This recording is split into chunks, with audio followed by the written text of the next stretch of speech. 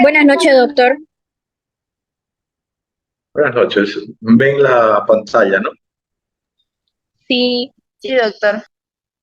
Muy bien, vamos a seguir con el tema de hipertensión arterial. Vamos a ver el tratamiento. Tenemos que recordar que la hipertensión arterial es una de las patologías más prevalentes en el mundo. Por lo siguiente, tenemos que conocerla. Nos vamos a encontrar en todo momento pacientes hipertensos en diferentes etapas de su evolución. Entonces tenemos que saber, aunque parezca simple, tenemos que saber cómo interpretar los niveles de presión e interpretar también los factores que giran alrededor de la hipertensión, diagnosticar hipertensión y tratar la hipertensión.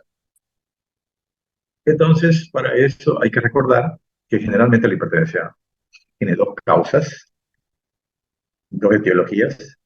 La primera es primaria, genética, familiar, y la segunda es secundaria. Luego, tenemos que saber cómo tomamos la presión.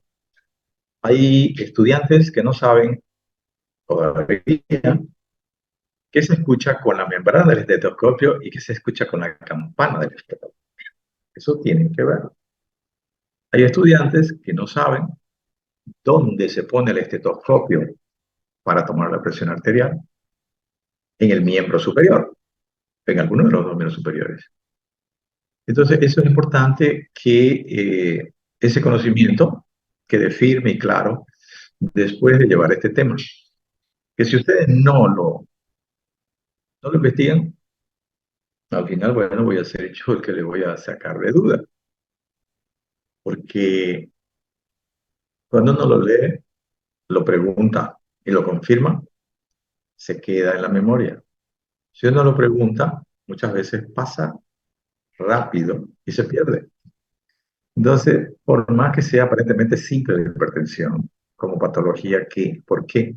Porque no da síntomas específicos, excepto en las crisis hipertensivas o cuando hay complicaciones por la hipertensión en los órganos altos. Por consiguiente, todos debemos salir de esta materia sabiendo qué es hipertensión, qué repercusiones o complicaciones tiene la hipertensión no tratada, que debemos tratar siempre la hipertensión y cómo debemos tratar la hipertensión. Entonces, hay dos enfoques para tratar la hipertensión. Un enfoque varía personal del paciente, o sea, responsabilidad personal. No solamente pensar en los medicamentos que se le dan. ¿Qué medicamento voy a tomar? Sí, pero no siempre mantiene la medicación, la deja. Es una de las enfermedades que tiene menor adherencia al tratamiento. Casi el 50% en 6 meses deja de tomar remedio. ¿Por qué? Porque aparentemente una de las causas es que no siente nada. Tomando y no tomando, no siente nada inicialmente. Entonces la persona dice, pero ¿para qué voy a tomar si no siento nada? Es una forma de pensar lógica, por supuesto, pero no científica. Si yo no siento nada, no estoy enfermo. No es cierto. Uno tiene a veces enfermedades que no dan síntomas y está enfermo. Entonces, eso hay que tomarlo en cuenta, porque en el intercambio de comunicación con el paciente, me olvidé y me puse dos relojes. En el intercambio de comunicación con el paciente, usted tiene que tratar de aclararle y de educarlo, porque eso es lo más importante, que el paciente asuma su responsabilidad, la responsabilidad de su salud, no solamente indicarle qué medicamento va a tomar, sino que él debe hacer también algo dentro de su actividad diaria, dentro de su vida, para tratar de mantener, en este caso, los niveles de presión normales. Entonces hay que saber tomar la presión. Hay que saber interpretar los niveles de presión en práctica. Lo que ustedes no entiendan, me van a preguntar, pero primero leen para que tengan ya también un concepto. No solamente, "Mira, el doctor dijo que es así". No, el doctor o el docente puede decir, pero de repente se equivoca. Todos nos equivocamos en algún momento. El conocimiento de ustedes tiene que ser más criterioso, personalizado. O sea, veo el libro, veo eh, veo otras informaciones, veo lo que dice el docente, lo comparo, lo confirmo y me apropio de ese conocimiento. Ese conocimiento va a ser para siempre en el sentido de que la ciencia es es un ente, podríamos decir, cambiante. Nada es para siempre, nada es absoluto, todo es relativo, todo cambia, todo se modifica, todo se transforma. Entonces, pero mientras tanto, ese es el conocimiento actual. Yo, por ejemplo, no les doy lo último, porque con este tiempo que tenemos, no tengo la posibilidad de hacerlo. Ustedes ya lo van a investigar. Entonces, ustedes, ¿qué es lo que necesitan básicamente? Las bases para sobre eso construir su conocimiento. Bueno, vamos al tratamiento, pero ya saben, no es simple la hipertensión. Por eso es que tienen que darle importancia, porque tienen que ser efectivos, decisivos en sus decisiones como médico. Medidas generales. ¿Qué es lo que debe hacer una persona? Evitar el estrés emocional o ambiental. Esta es una forma de decir, ¿será que podemos evitar el estrés? Probablemente hasta cierto punto. Pero pienso yo que en general es difícil y generalmente no se puede evitar, quizás ni un 50%. ¿Por qué? ¿De qué depende? Depende del temperamento y la personalidad de las personas y depende de los estímulos que hayan en el entorno de la persona. Que a veces son familiares, están todos los días ahí. Y esos son los peores, no porque sean de la familia, sino porque los que están cerca, porque todo el tiempo hay ese contacto, ese impacto. O a veces en el trabajo, o a veces en otras situaciones, en los negocios. Entonces es un estrés. ¿El estrés es necesario? Sí, pero tiene que tener un límite. Entonces, en esa parte, actualmente yo no aconsejo solamente tratar de evitar el estrés. Hay cosas que se pueden evitar, por supuesto, ¿no? Evitar los riesgos de alguna cosa. Pero ¿qué es lo que se debe hacer en realidad? Que depende de uno, desestresarse. Desestresarse. Eso es lo que uno debe hacer. Y dentro de la forma de desestresarse, una de ellas es el ejercicio. Dependiendo de la capacidad física, de la edad, caminar es una actividad excelente para evitar el estrés, para disminuir el estrés, para mejorar muchas funciones dentro del organismo. La respiración también no es tan efectiva, pero es una forma. Hay que respirar de una manera especial para disminuir el estrés. Mascar chicle puede ser, pero también no lo evita, o sea, no influye tanto, pero le ayuda. Y después otros placeres, digamos, que también pueden disminuir el estrés. Restricción moderada de sal. Entonces, todas las personas que tienen hipertensión, yo no digo no coma sal, yo digo por favor no exagere con la sal, porque estamos acostumbrados a comer sal. Y si le quitas sal a la persona, le puede decir, no me gusta la comida, no como la comida, no me importa, pero yo quiero comer rico. Entonces, hay que tratar de decirle, no exagere, por favor, no coma mucho queso, no coma majadito de charque, mucho majadito de charque, coma solo la mitad del plato. y así sucesivamente. No beba mucho alcohol, ¿no? Especialmente el whisky. ¿Por qué el whisky? 45 grados de grado alcohólico. Entonces es bastante alcohol. El alcohol inicialmente es estimulante y después es depresor, pero produce trastornos también. Y excepto la cerveza, por ejemplo, que uno toma y se deshidrata.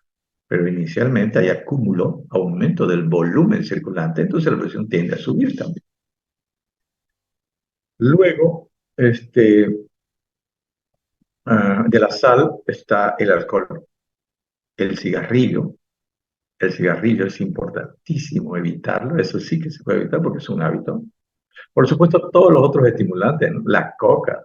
La coca para mí es una barbaridad que se mastique coca. Yo no le encuentro motivos, ¿no? Por placer o porque trabajo, no tiene sentido. No tiene sentido estimularse para trabajar como animal. Hay que trabajar como la gente. Tiene que haber momentos de descanso, ¿no? Intermitentes para poder trabajar. Entonces, de dicho eso, las personas que tienen sobrepeso tienen que disminuir el peso. El peso aumenta la presión alta. El alcohol aumenta la presión. El cigarrillo aumenta la presión. El estrés aumenta la presión. No la producen, aumentan los niveles. El consumo de estimulantes como el café, exageradamente. Las bebidas con cola, la hierba mate, son estimulantes y pueden aumentar la presión.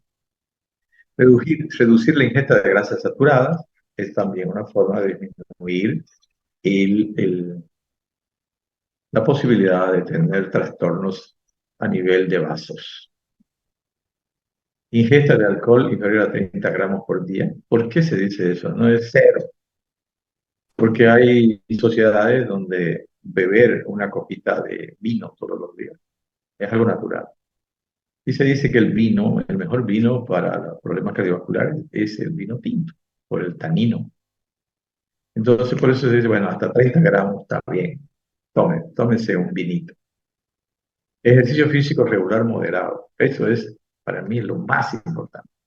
El ejercicio físico. Caminar es lo mejor para todo. En todo sentido mejora. Después de la comida, yo le receto a mi paciente, haga ejercicio. Haga el ejercicio que pueda.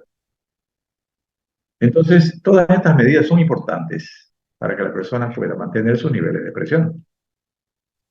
En el tratamiento hay diferentes tipos de medicamentos. Todos los medicamentos para la presión alta son vasodilatadores. ¿Por qué? Porque la fisiopatología nos dice que la presión sube por vasoconstricción periférica. También el gasto cardíaco influye, pero lo más importante es la resistencia periférica aumentada. Y eso tiene mucho que ver con el estrés también, por aumento de las catecolaminas. Entonces, todos son vasodilatadores, solamente que actúan de manera diferente, pero el fondo, al final, es la vasodilatación, lo que hace que baje la presión alta. Actuamos sobre los vasos, el volumen se va a mantener y la bomba va a mejorar inclusive, porque le vamos a disminuir la resistencia periférica. Primero, el primer antihipertensivo, diuréticos. Dos maneras de acción. Una, en forma rápida, disminuyendo la bulimia, produciendo una diuresis importante, especialmente los diuréticos de techo alto, como la furosemida y la bumetanida. Luego, después de aproximadamente 3 semanas, producen vasodilatación por disminución del sodio de las paredes de los vasos. Hay menor posibilidad de vasoconstricción. Entonces, aquí tenemos los diuréticos. La furosemida no se usa para tratamiento crónico de la hipertensión. Se usa la tiazida porque tiene una acción más retardada. Entonces, la furosemida se usaría solamente cuando hay una crisis hipertensiva, cuando ustedes, que son nuevos, que van a a empezar a medicar y mm, mm, lo que se usa, lo que se usaba, eso de poner un captopril o poner nifedipino, ya casi no se está usando. Primero porque no se debe bajar la presión de golpe, especialmente cuando la persona no tiene síntomas, no tiene síntomas. Esa presión alta de 220 por 130 y la persona no siente nada o siente algo de dolor de cabeza, que puede ser inclusive por otra causa, no hay necesidad de bajarla tan rápido. Esa persona puede que esa presión la haya tenido 2 meses, 3 meses, 6 meses antes. No hay necesidad. Solo se actúa rápido en las crisis hipertensivas, en las urgencias y en las emergencias. Ahí sí, pero tampoco ahí incluso se baja de golpe en media hora, en una hora. Todo depende de la necesidad de cómo esté el paciente, cuáles sean las sintomatologías. Pero en general, en las urgencias se baja hasta en 24 horas. Por supuesto que en la primera hora se va a bajar por lo menos un 30% de la presión que tenía y no bajar a 120/80, que es lo ideal o menos. Bajar a 160, 100, 150, 95. ¿Por qué? Los cambios bruscos en el organismo producen trastornos, por más que esto sea teóricamente beneficioso. Beneficioso sí, pero no bruscamente. El organismo necesita tiempo para adaptarse a nuevas situaciones. ¿Qué es el organismo? El cerebro, el corazón, los riñones, los pulmones. Eso es el organismo. A eso me estoy refiriendo. Los órganos nobles necesitan tiempo para adaptarse. Esa persona ha estado mucho tiempo con esos niveles de presión y se los quiere de un momento a otro cambiar, disminuir bruscamente. Eso no, no es necesario. Entonces, damos tiazidas, máximo efecto en 3 semanas, potencia acción de otros fármacos también. O sea, en un paciente con insuficiencia cardíaca podemos usar tiazidas también porque actúan a diferentes niveles en el nefrón. E incluso también espironolactona también porque actúan en diferentes niveles.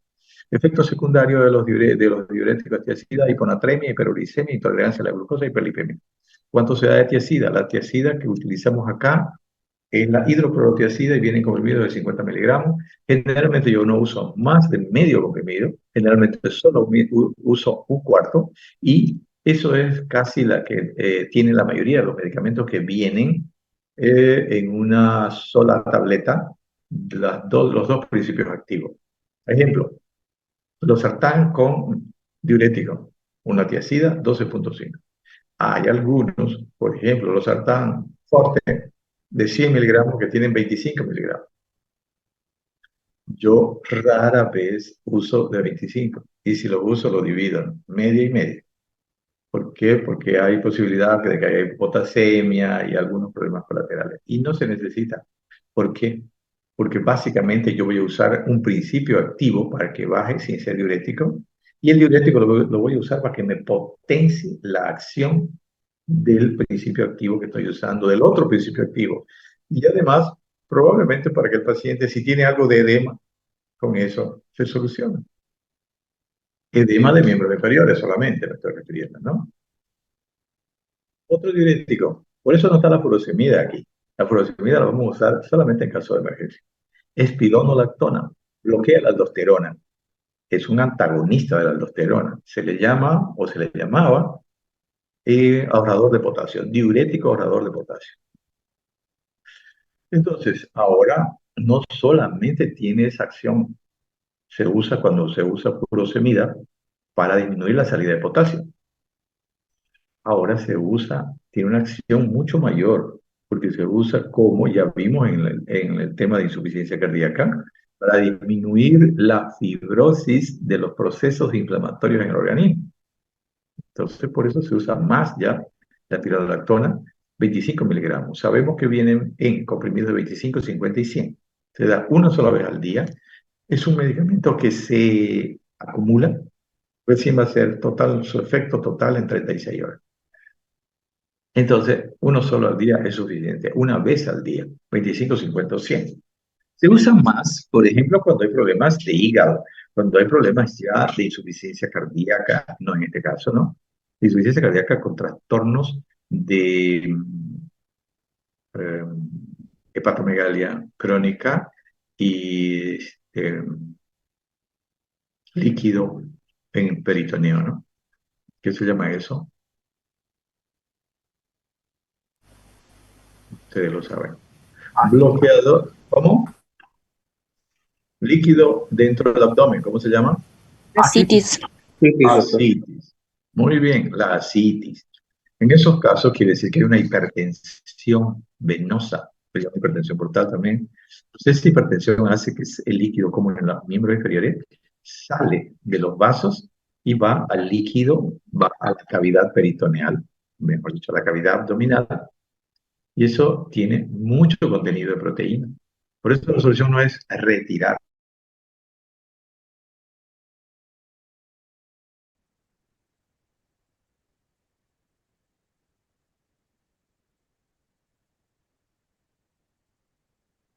Muy bien, seguimos.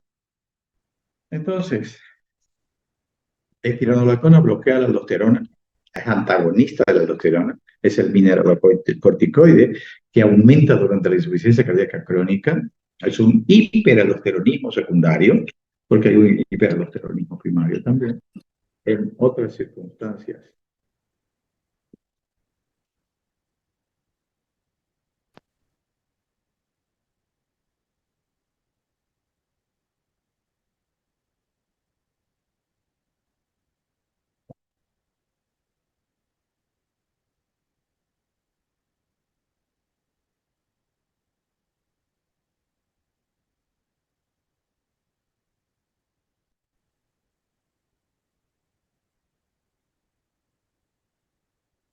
Entonces, elevación, bloquea la aldosterona y puede producir elevación del potasio sérico. Y hay que tener mucho cuidado en los pacientes que tienen problemas de función renal, especialmente los diabéticos o en las personas mayores. Usar con cuidado la espironolactona. Puede producir en deterioro de la función renal acidosis metabólica y este medicamento en los hombres, cuando se usa mucho tiempo, especialmente 50 miligramos o más, puede causar algunos problemas colaterales como la ginecomastia, que es incómodo en los hombres. Algunos otros problemas colaterales, pero la ginecomastia en los hombres es un problema. Pero ha salido otro medicamento,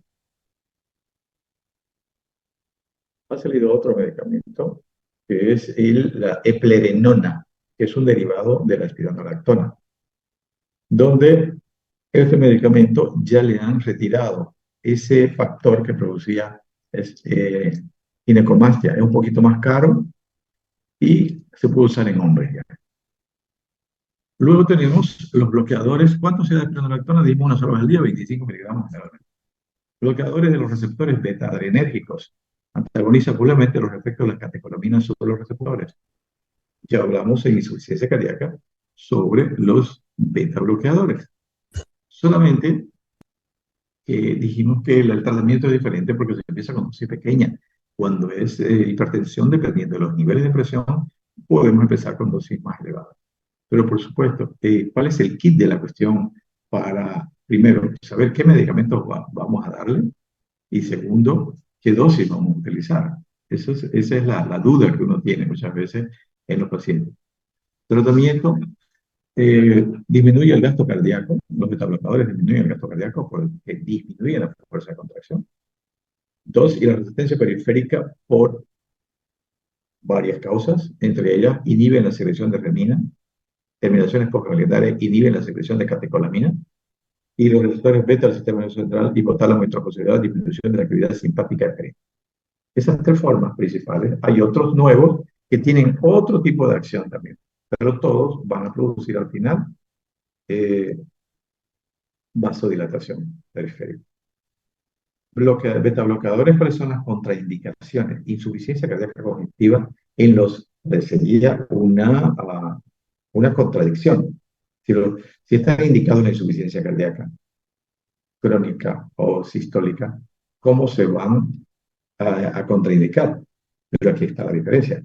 Están contraindicados los de primera generación, como el propanolol y el atenolol. Los otros beta bloqueadores están indicados.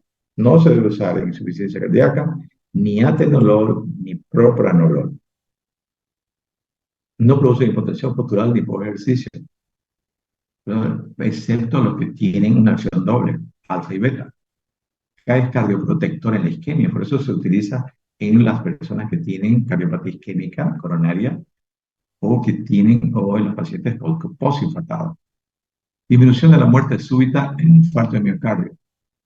Después del infarto, disminuye la posibilidad de muerte súbita porque disminuyen el gasto de energía y de oxígeno por disminución de la fuerza de contracción. Ustedes dirán, si es un paciente con insuficiencia cardíaca, ¿cómo le voy a disminuir la fuerza de contracción? Pues va a empeorar la insuficiencia cardíaca. No es tan así.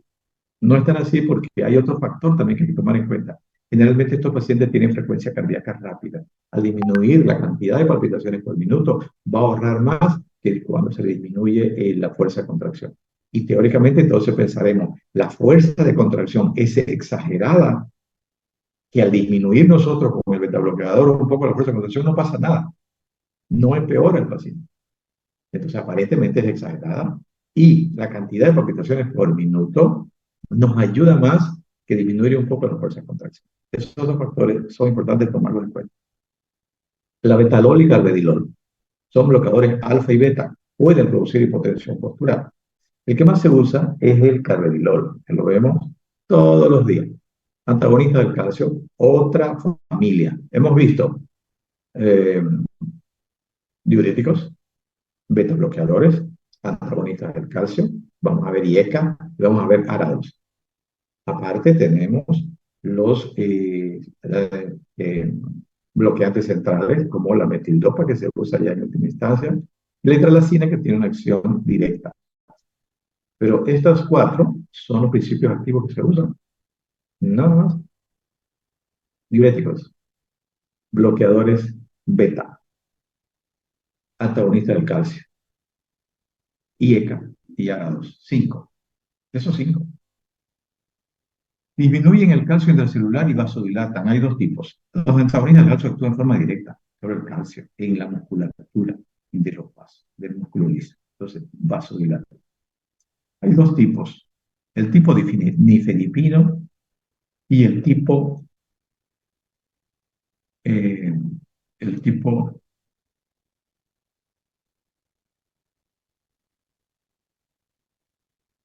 que ya no se usa casi, que viene con el nombre de isoptin. Es un beta bloqueador, es un antagonista del calcio que tiene características parecidas, como el diltiazem, por ejemplo, que tiene características parecidas a los beta bloqueadores, pero no tienen el problema, que eso no lo dije cuando hablé de los beta bloqueadores, que los beta bloqueadores tienen problemas dentro de sus contraindicaciones, solamente hablé de la insuficiencia cardíaca. Eso me pasé. Vamos a volver. Contraindicaciones, insuficiencia, bradicardia, hay que usar con cuidado. O sea, mejor no usarla si uno no tiene experiencia. En el EPOC, quiere decir enfermedad pulmonar obstructiva crónica. En el asma bronquial y en el bloqueo auriculoventricular total o completo. En esos casos, no usar beta bloqueadores. Efectos secundarios pueden producir hipoglicemia en diabéticos, uso de hipoglicemiantes, especialmente el atenolol, pero como no se usa en insuficiencia cardíaca, es poco probable que suceda eso, porque enmascara los niveles de glicemia en sangre. Pueden aumentar los triglicéridos y puede producir el fenómeno de Raynaud. El fenómeno de Raynaud, ya ustedes lo conocen, es la vasoconstricción periférica. Entonces, tenemos inicialmente el primero, el tipo nifedipino. En el tipo nifedipino tenemos dos medicamentos. Tres, el nifedipino, el amlodipino y ahora ha salido el ercanidipino. Entonces, estos medicamentos son betabloqueadores y actúan como tal, mejor dicho, antagonistas del calcio. No afectan la conducción atrioventricular, este tipo. El segundo sí afecta. No disminuye el gasto cardíaco. Cierto efecto natriurético tienen en las primeras dosis. ¿Ya? Ya vamos a ver sus problemas colaterales, sus efectos colaterales. El otro es el segundo tipo verapamilo desde el diltiazem. El tipo verapamilo tiene una acción parecida a los betabloqueadores. Produce bradicardia y descenso del gasto cardíaco, enlentece la conducción auriculoventricular y favorece la intoxicación digitálica. El verapamilo se usaba antes también para hacer la reversión química de la taquicardia paroxística supraventricular. Ahora se usa poco, en parte porque ya no hay en la farmacia. En Brasil hay, yo he traído algunas veces, pero si no hay un proveedor permanente, a veces se lo necesita así porque por las contraindicaciones de los betabloqueadores no hayamos qué hacer. Y el verapamilo ahí actúa excelente. El diltiazem se usa más en los problemas coronarios, existe, ¿no? Viene con el nombre de Incoril de la línea Vago, y hay otro más de una línea paraguaya. Favorece la intoxicación digitálica también, o sea que si se usa digital hay que tener cuidado cuando se usa al mismo tiempo porque puede aumentar la posibilidad de intoxicación. Tipo nifedipino y tipo verapamilo. El verapamilo casi no hay en las farmacias, no se lo está usando. Efectos secundarios, especialmente el tipo nifedipino, rubor y edema periférico. Quiere decir que la persona, especialmente antes cuando se le ponía gotas, se ponía roja la persona y caliente la cara. Ahora algunas personas, al tomar la primera dosis, pueden sentir eso y además un poco de cefalea porque por hoy es una vasodilatación directa. Y el amlodipino principalmente, nifedipino también, pero el amlodipino principalmente produce en algunas personas predispuestas edema de miembros inferiores, especialmente personas mayores que no tienen la musculatura suficiente para apretar las venas y están más tiempo sentados. El tipo verapamilo produce estreñimiento. Bueno, vamos al siguiente principio activo, inhibidor de la conversión de la angiotensina y ECA. Son efectivas en concentraciones plasmáticas altas de renina, hipertensión vasculorenal, hipertensión maligna, en estos casos principalmente, y en la hipertensión esencial. ¿Cuáles son los medicamentos de este tipo? Primero, el captopril, de insuficiencia cardíaca. Lo vimos en la presentación de 25 y 50 miligramos, y en estos casos ya se empieza, digamos, con una tableta cada 12 horas, pues será cada 8 o cada 12 máximo. Entonces, se puede empezar con un comprimido cada 12 horas, un comprimido cada 8. Luego,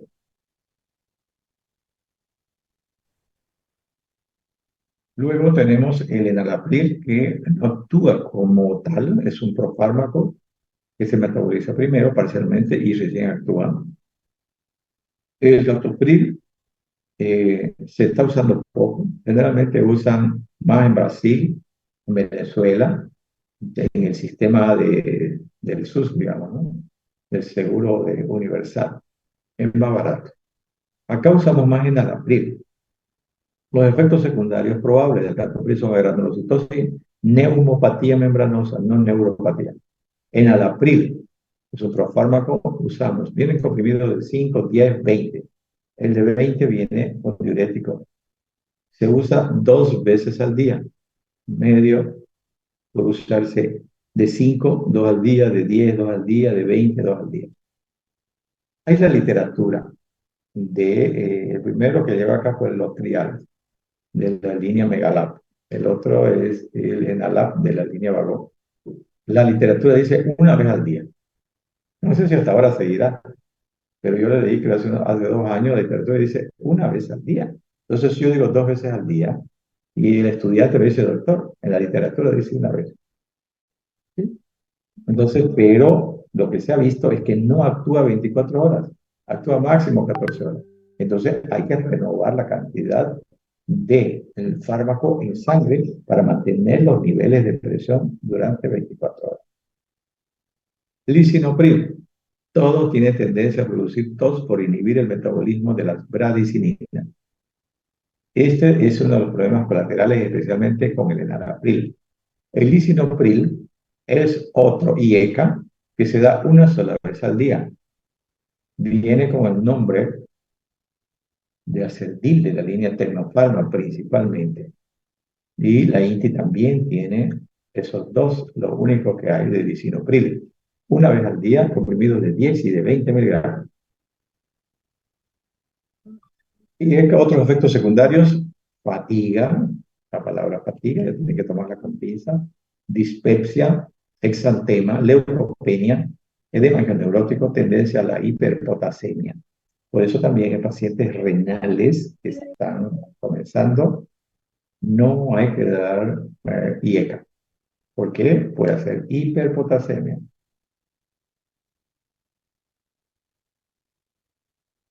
Muy bien.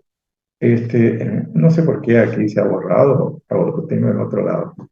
Vamos a hablar de los ARA2 para terminar el tratamiento de la hipertensión arterial. Dijimos que los ARA2 son parientes de los IECA y tenemos varios que se utilizan y todos tienen una acción parecida, casi no hay diferencia. Tienen alguna que otra acción específica cada uno. Y así tenemos, primer ARA2, quiere decir antagonista de los receptores de angiotensina. El otro IECA es inhibidor de la enzima convertidora de angiotensina, actúa antes, digamos, dentro del proceso. Y en general no se usan juntos, porque no, hasta el momento no se ha visto la necesidad, porque actúan casi sobre lo mismo, el mismo mecanismo. Entonces, he visto algún tratamiento raro, o sea, digo raro en el sentido de que pocas veces ya me indicaron los dos. Y tengo un libro que compré en un congreso donde dice, yo no sé si se han equivocado o no, pero dice que se puede usar los dos. Hasta el momento yo no he visto que se use así en forma regular. Yo no uso. Entonces, el enalapril no se combina con ARA2. ¿Cuál es el principal medicamento, el inicial de los ARA2? Es el losartán. El losartán en este momento es uno de los medicamentos antihipertensivos más usados, especialmente porque se usa también en el SUS, Seguro Universal de Salud. Es el más accesible, el más barato. Entonces, eh, es el losartán viene comprimido de 50 y 100 miligramos, el de 100 con diurético, con 25 miligramos, y se da 2 veces al día, así sea medio de 50, uno de 50. Generalmente yo no uso 100 y 100. Cuando no respondo al 50-50, o sea, 2 al día, yo cambio de medicamento. Luego tenemos el orden de uso, digamos, de la frecuencia del uso de los ARA2, es el valsartán. Valsartán. Vienen comprimidos de 80 y 160 miligramos. Y hay ya una presentación de 320 miligramos. 3 presentaciones tiene. El valsartán, de una línea que se llama Sabal, fue uno de los primeros que hizo la polipíldora. 3 en 1. Valsartán, amlodipino, diurético. Y lo llamó Valaxan. Valaxan AM, cuando es solo con amlodipino. Valax, cuando es solamente con diurético. Y Valaxan, cuando tiene los 3 antihipertensivos. Entonces, la polipíldora es positivo desde todo punto de vista porque va a potenciar, entre los 3 se van a potenciar. Se toma una sola vez al día el valsartán y además abarata el costo, porque comprar un valsartán solo, digamos que cueste 7 bolivianos o 6. En la nodipina le va a costar 3 o 4, si es de 10, 4 o 5. Y el diurético le va a costar unos 2 o 3 bolivianos. Total, unos 12 o 13 bolivianos. Sin embargo, este medicamento que tiene 13 en este momento, máximo está costando 9 bolivianos. De todas maneras, disminuye el costo. Y no solo eso, disminuye el impacto sobre el estómago, porque no está tomando 3 medicamentos. y además la posibilidad de olvido. Solo uno al día y se olvida hasta el día siguiente. Eso es el valsartán. Segundo, que se usa también bastante, el telmisartán. Viene con bebidas de 40 y 80 miligramos. También viene con diurético el de 40 y el de 80. Hay varios nombres. Tensuren de la línea SAE de Chile, el Temisar de la línea Kinfa y el Telmix de la línea Berescott Pharma. Entonces, se usa una vez al día. Eh, También ahora ya viene combinado con diurético. Y hay otro, el Redupres, que ya salió recién, los tres, telmisartán, amlodipino y diurético. Luego tenemos el candesartán. El candesartán viene con comprimidos de 8 y 16 miligramos. También viene con diurético. Ah, hay de 32 también ya. Entonces, también viene con diurético. Diurético el de 8, diurético el de 16, diurético el de, no, el de 32 también, creo. ¿Cuál es el más conocido? El Blox de la línea Sabat. Pero también hay otros candesartán de otras líneas. Luego tenemos el olmesartán. El olmesartán viene con comprimidos de 20 y 40 miligramos. Ya también tiene combinaciones triple con amlodipino y con diurético. Y también viene solo con amlodipino y solo con diurético. Uno de los más conocidos es el Iltux y el Tuxan, por ejemplo, de la línea Tecnofarm. Pero también hay el Oxar de la línea Berescott Pharma. La línea también Abbott tiene otros, tiene también esa presentación. Hay otro que se llama Iberosartán, pero casi no se lo utiliza, no ingresó porque era, yo pienso que por el precio, de 150 y 300 miligramos, pero no se lo utiliza casi. Estos son entonces, estas son las presentaciones de estos antihipertensivos. Luego, cuando no da resultado, por ejemplo, después de usar 3 a 4 medicamentos para la hipertensión y no baja, eso se llama hipertensión refractaria. Entonces, ahí ya yo uso, por ejemplo, el metildopa, principalmente. La hidralazina casi no la uso. Entonces, la metildopa la uso, vienen comprimidos de 250 y 500. En el mercado solo de 500 hay, porque también se la usa poco ya. Se usa más que todo en las pacientes embarazadas porque no atraviesa casi la placenta. Y se lo usa también en la insuficiencia renal porque no es tan tóxico. Entonces, solamente que tiene dos problemitas colaterales incómodos. Produce somnolencia y produce mucosas secas por el efecto central. Entonces, como es de 500, generalmente yo empiezo con medio cada 12 y lo uso combinado con antagonista del calcio. O si no, se puede usar hasta cada 8 horas, 500 cada 8. Pero yo usando medio, medio, medio cada 8 horas y así sucesivamente. Y en general da buen resultado. Esos son los antihipertensivos más conocidos, más usados en Santa Cruz de la Sierra. Bueno, ahora, algo que creo yo que es importante hablar porque es una situación complicada, en el sentido de que cuando comenzamos a medicar, en qué medicamento vamos a usar primero o cuál medicamento vamos a usar en este paciente, cualquiera o cómo. No, me parece a mí que es una interrogante que es importante hablar de eso. Yo tengo un paciente hipertenso y lo primero que tengo que pensar al dar la medicación es en las contraindicaciones.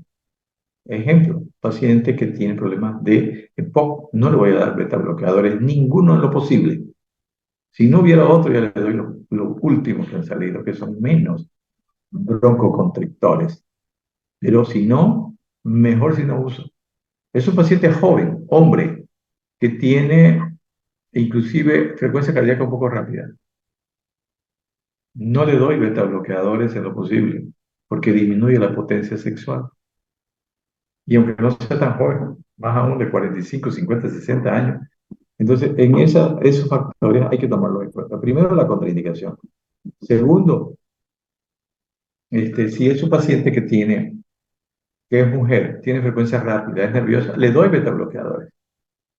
Si es un paciente este, que tiene una hipertensión leve, tiene un buen corazón, empiezo con enalapril o con ARA2, no tiene una frecuencia rápida.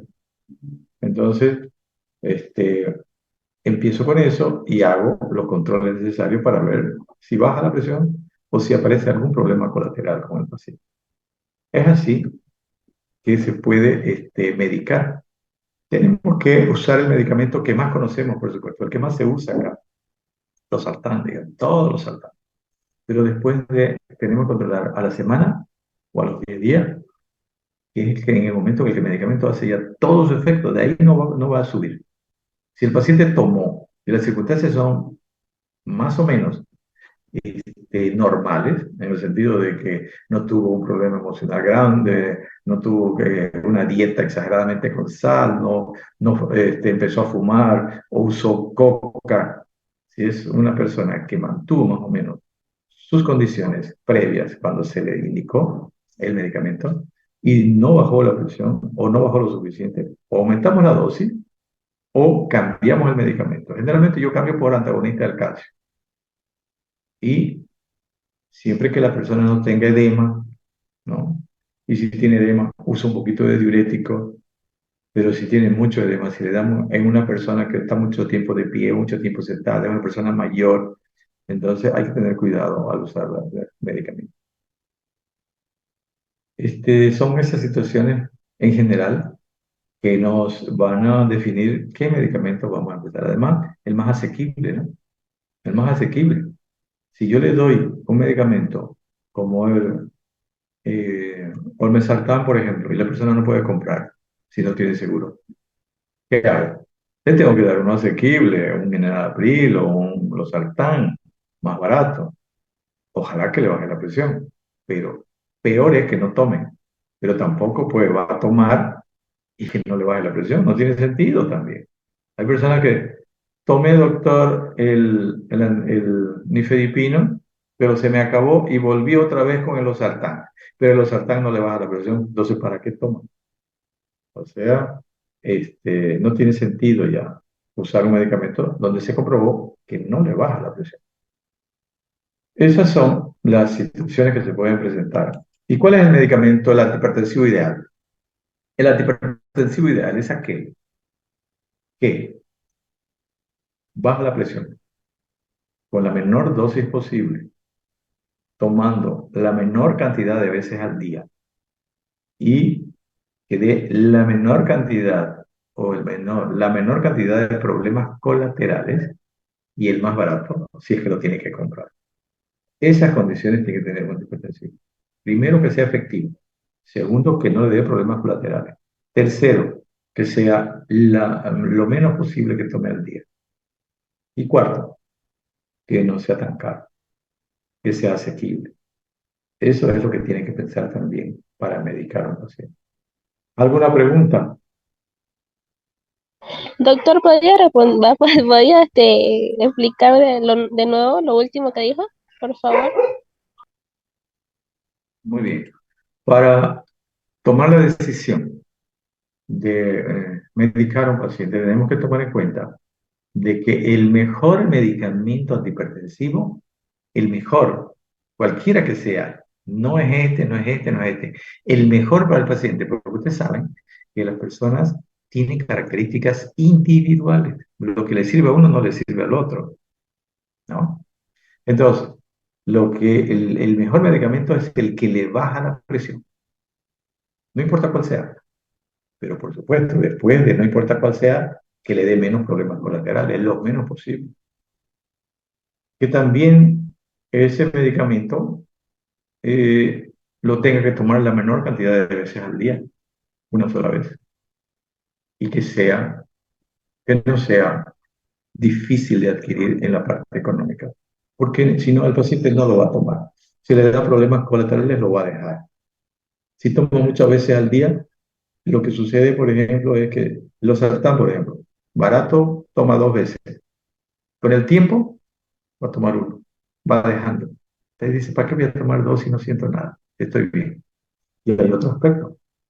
La gente, los amigos, las amigas, los vecinos, las parientes o los parientes le dicen, ay, yo estoy tomando estos remedios para mi presión y que sentís nada. Entonces, ¿para qué tomar? O si no, ¿para qué tomas tantos remedios? Te vas a intoxicar. Los médicos te van a intoxicar. No tenés que tomar tanto. Y la persona lo deja. Me siento bien. No siento nada. Dejé de tomar remedios, pero me siento bien. Eso no es una relación directa para interpretar como que no tiene hipertensión. Cuando tenemos un paciente al frente, ustedes me dirán a mí, y entonces usted, ¿por qué le pregunta qué siente? Si usted sabe que no tiene síntomas específicos o característicos, la presión en sí, presión en sí, va a dar síntomas cuando deteriore algún órgano o una crisis hipertensiva, etcétera. Porque necesito saber. Me va a decir dolor de cabeza. Cuando se me sube la presión me da la cabeza. ¿Le creo? Puede ser como no puede ser. Pero sabemos, según las estadísticas, según los estudios, de que la presión alta en general no da dolor de cabeza como la gente cree que es antes de los 200 milímetros de mercurio de máxima, es poco probable. Después de los 200 es algo probable de que sea relación directa entre hipertensión y cefalea. Entonces, ¿qué hay que hacer? Me duele la cabeza y tengo hipertensión. Busque otras causas, descarte otras causas. ¿Cuáles son las causas de dolor de cabeza? En general, ¿no? Independientemente de hombre o mujer, porque la mujer tiene más problemas de dolor de cabeza, pero por los cambios hormonales que tiene durante su vida. Entonces, la principal causa de dolor de cabeza es digestiva. Segunda causa de dolor de cabeza, emocional. Por supuesto, cuando hay algún tumor en la cabeza o problemas de visión y todo eso, ya son problemas más específicos que hay que investigar. Pero así en general, principalmente digestivo, después emocional. Entonces, descartamos eso y decimos, ah, puede ser por la hipertensión, pero es poco probable. Así que es importante sí conocer qué siente el paciente. Uno de los dolores que siente el paciente, uno de los síntomas, dolor de nuca, probablemente por presión, sí, está, está descrito que puede tener, pero la persona puede tener también una preocupación, puede tener tensiones nerviosas, y la tensión nerviosa es adrenalina, y la adrenalina es resistencia periférica aumentada, es hipertensión. Muchas veces se le subió la presión, ¿no? Dice la gente, se trata de la presión. Pero la presión es un efecto de algún problema personal que tiene la gente. Entonces la presión no es la causa, la presión es el efecto. No se trate lo otro, primero haga psicoterapia, ¿no? Que haga un poco de caminata para que la persona se relaje. Porque toda persona tensa va a tener presión alta por más que sea normotensa. En ese momento va a tener presión alta y después va a bajar. Ahora, cuando se trata la presión alta permanente, por lo menos con 2 a 3 controles con intervalos de una semana. ¿Cómo toman la presión? Fíjense que en el internet hay algunas indicaciones que yo no las tomo en cuenta, digamos, no porque no les crea. Por ejemplo, cuando uno está tomando la presión y el paciente habla, dice que influye, que puede subir la presión. Hasta cierto punto puede ser porque la persona entra digamos, va a hacer algún esfuerzo para emitir la voz, pero debe ser mínimo, debe ser mínimo. Entonces, que las piernas también estén sueltas, digamos, ¿no? Todas esas cositas. Pero en general, por lo menos tomemos la presión sabiendo que la persona, si ha hecho ejercicio o si ha caminado ese ratito antes y llega para que le tomemos la presión, por lo menos debe estar sentada de reposo 10 a 15 minutos, ¿no? Si tomó café ese momento, si fumó ese momento, va a subir la presión. Pero, ¿qué relación tenemos que ver ahí? ¿Es normotenso y subió la presión por eso? Mm, poco probable. Y si sube, hay que hacer un nuevo control en otras circunstancias para confirmar. La presión alta que tratamos, la presión alta confirmada. Si no, no la tratamos. No le podemos, ¿por qué? Porque el tratamiento de la presión alta, si es primaria, es para toda la vida. La presión alta primaria no sana, es genética, es familiar. Puede bajar si la persona tiene sobrepeso, puede bajar si la persona deja de fumar, puede bajar si la persona toma menos café, toma menos estimulantes, y si la persona está tranquila, y si camina, y se mantiene su peso normal, puede bajar. Y cuando es joven hasta puede normalizarse, pero después va a subir. La presión va a subir con la edad. Eso dice en el tema, sube con la edad. Entonces, eso es lo que yo quería hablar sobre hipertensión. ¿Alguna pregunta?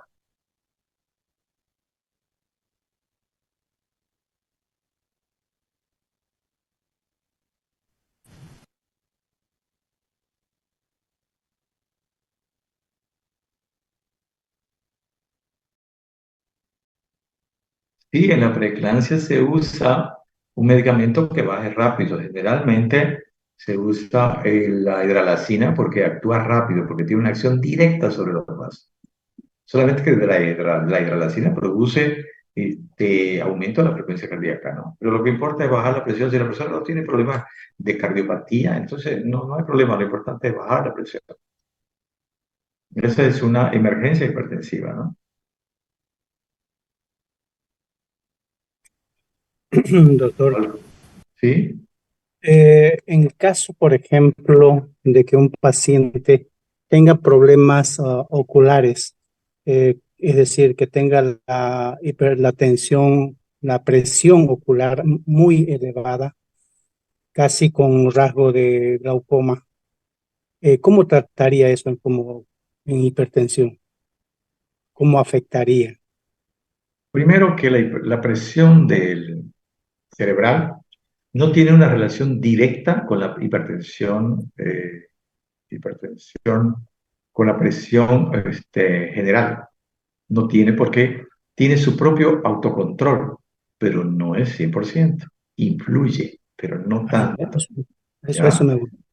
Entonces, la presión alta, por más que usted baje la presión general, la hipertensión, aunque la controle, usted puede tener hipertensión ocular, puede tener glaucoma, no tiene una relación directa, puede empeorar, pero es independiente muchas veces. O sea, aunque sea normotenso, y usted puede tener un trastorno de glaucoma.